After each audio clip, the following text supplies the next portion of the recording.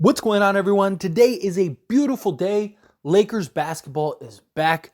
I could not be more excited. I could not be more pumped. Also, if you have time to watch the game, head on over to the live stream that I'll have on this channel. We do a little watch along, and then after the game, I do the post game stream. We talk about the game. It's a lot of fun. Hope to see you all there. But this is it, right? It's finally here, and I cannot wait. Now, LeBron James and Austin Reeves are both ruled out of today's game. No surprise there. Kind of talked about it the last few days, even before we got the news that LeBron James and Austin Reeves may be ruled out of this game. And then on top of that, Anthony Davis, we'll see what happens. I wouldn't be shocked if he ends up getting ruled out before game starts, or even like a D'Lo or the starting group kind of. But at least at the time of the recording of this video and the post of this video, there is no word of Anthony Davis. So if we get news, it'll come out after this video. But regardless, I'm totally okay with that. That's totally fine. They're resting Reeves for the sake of he just played a ton of games and has played a lot of basketball, and they don't want to wear him out. He's going to have a huge role this upcoming season for the Lakers. LeBron James is 80 years old in year 90. So, get him some rest, let him catch a break. I'm totally okay with that. But we're playing the Golden State Warriors. Again, it's preseason, right? So can't really put too much into it either way. Obviously, I want to get the win. Obviously, I want to win every single game. I want to win every preseason game, and I want to go undefeated 8-2-0 in the regular season. Realistically, that's probably not going to happen. But what do we do in these preseason games is what's important, right? More than the wins and losses. How do we look, right? What are we doing rotation-wise? How do some of these different change-ups and lineups and things like that, how do they look against, these various teams as we go through the preseason? We've had Lakers rosters that have, lost every preseason game and won an NBA championship, and we've had the preseason games where we've won almost all of them, if not all of them, and won an NBA championship. So again, seeing them win or lose every one of these games, I don't put too much stock into, that means the Lakers, only won one play-in or one preseason game. Therefore, rule them out. That's it. They're done. Like, no, it's nothing like that. Just like if let's say they go undefeated in preseason, that doesn't mean like, that's it. Lakers are winning the NBA championship. Give it to them now. But I want to see what habits are we developing. How are guys stepping up and performing? That's why I like the idea of LeBron, like sit the starters for these games, right? You're going to play them the last game or two of preseason because that's the dress rehearsal going into the actual regular season. So you want to kind of get guys, a little bit of a burn, a little bit of a run, right? Get their legs under them. So that way we can go and smack Denver for all the talking that they did on rain night. That would be beautiful. But again, right now, like sit all the starters. Like the beauty is we know what the starters are capable of, right? They are capable of getting to the Western Conference Finals. That's the sample size. That's the proof in the pudding that we have as of right now.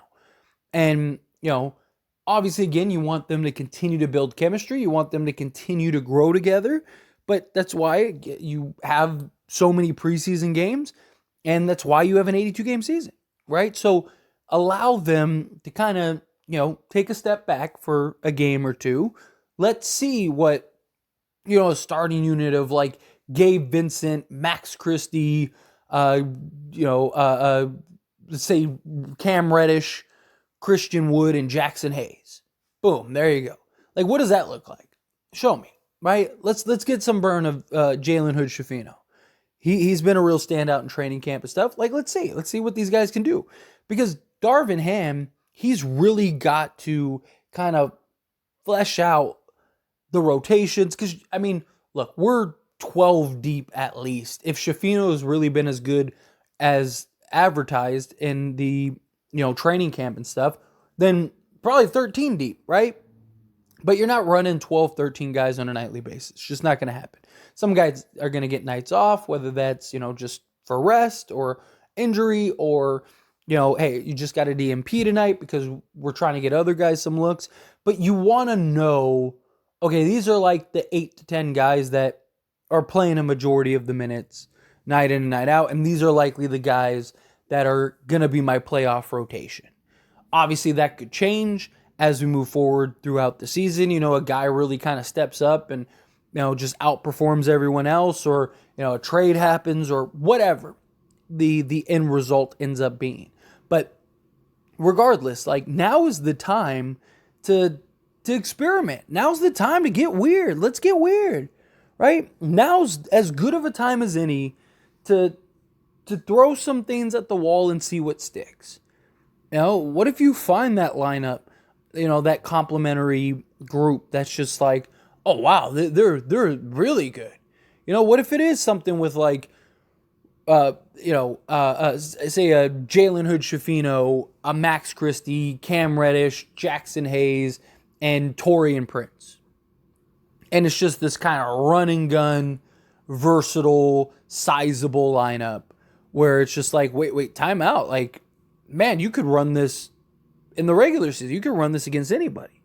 That's what I want to see. We have such a deep, talented, versatile lineup. Utilize it.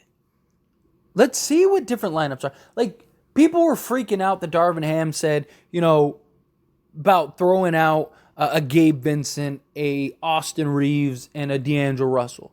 And people are were losing their minds over it. And I don't think that that's a big deal at all. Yeah, throw that lineup out there. Let's see. Because there's a big difference between that unit and the unit we had last year, where if you're running 3-guard lineups, it's a bunch of 6-foot guys, 6 to 6'1" guys. The difference in this group is we don't have a single guy that's 6 foot or 6'1". Gabe Vincent is the smallest guy and he's 6'3".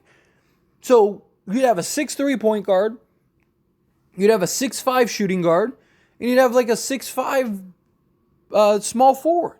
Plenty of teams run stuff like that, even when they're not going small, right? Like if you're playing a team like the Warriors and they have Chris Paul, Steph Curry, Klay Thompson out there, right? And you could throw Gabe Vincent on, throw him on Chris Paul, let's say, throw like a whomever, let's say Max Christie on a Klay Thompson, and then a Reeves on Steph, I'd probably switch it and put Vincent on Steph, and then Reeves on Chris Paul. Let's do it, right? Like, match up. And then you could still have 2 bigs in the back if you wanted to, right? Like, again, the difference is you're not running a bunch of small guards. And every team in the league runs multiple guard lineups. I mean, Denver, when they beat us, were running 4 guards at times. Literally. I mean, they were running like Jamal Murray, Kentavious Caldwell-Pope, Bruce Brown, and Braun. Right? And you got like Bruce Brown, Braun are both like, 6'5"? You have Murray who's 6'4", and KCP who's 6'5", 6'6"? But again, it's a bunch of sizable guards. It's basically 4 shooting guards rather than, 4 undersized point guards. And that's where the Lakers were last year. Like, what does an all 6'8" lineup look like? What does a Yun and Gun type lineup look like? What does it look like with Anthony Davis and Christian Wood, or Anthony Davis and Jackson Hayes? Or, again, let's get weird. Put Wood at the 3. He's been solid, just defending out on the perimeter, right? Put him out on the 3. Put AD at the 4 and put Hayes at the 5 and just see. Again, that's what preseason's about. It's what the early regular season is. And look, we've already got news and talks about like that seems to be Darvin Ham's plan. That he wants to kind of, experiment a little bit and throw out some lineups that, may seem a little unorthodox or may seem a little strange, but, it gives you some looks. I have no issues with that at all, especially the first half of the season. Before you get into All-Star break and then, the trade deadline and stuff, that's your time to work out stuff, Right? That's your time to experiment and throw things out there. I imagine the Lakers aren't going to be in a position to where, every game is a game 7 because they're 2-10 to start the season. I don't see that being the case. So there's nothing wrong with trying to just mix and match a little bit, and then you get through the season, you get to the post-trade deadline, and whether you make a trade or not, now's the time to kind of lock in, okay, let's get our 8 to 9 guys fleshed out. Now we have an understanding, and let's start getting ready for the playoffs, rounding out our rotation, and fighting for seeding. Cool. It's what you do. It's how you go about it that long of a season. And I'm totally okay with some experimentation. I'm totally okay with some lineups that maybe don't look great. But Darvin Ham has to do a good job of knowing when to pull the plug. But it is a juggling act. Because not only do you need to know when to pull the plug, you also don't want to pull it prematurely because you want to give it time to marinate, right? You want to allow these guys to kind of figure stuff out. That's part of the toughness of being a coach, right? So throw a unit out there for 5 minutes, see what it looks like. If it's not going too well, pull it out and then stick it back in another game, right? When you get the next one. So anyway, as always, this is a discussion, so I pass the question on to you. Let me know your thoughts and opinions down in the comments below. What do you think? Are you pumped? Are you excited like I am for this upcoming season? It's going to be a great season. I am so excited. We're going to have tons of news, tons of conversations. Again, all the live streams will be back and all that stuff. So if you're new to the channel and you're watching this video, subscribe to the channel if you made it this far. Double check, make sure you are subscribed because YouTube likes to do that for whatever reason sometimes. Turn on notifications. Don't miss videos. Don't miss any of these live streams. I hope to see you all while we're watching the game and then in the post-game stream. You guys are awesome. Love to hear your thoughts and opinions. Let me know however you feel down in the comments.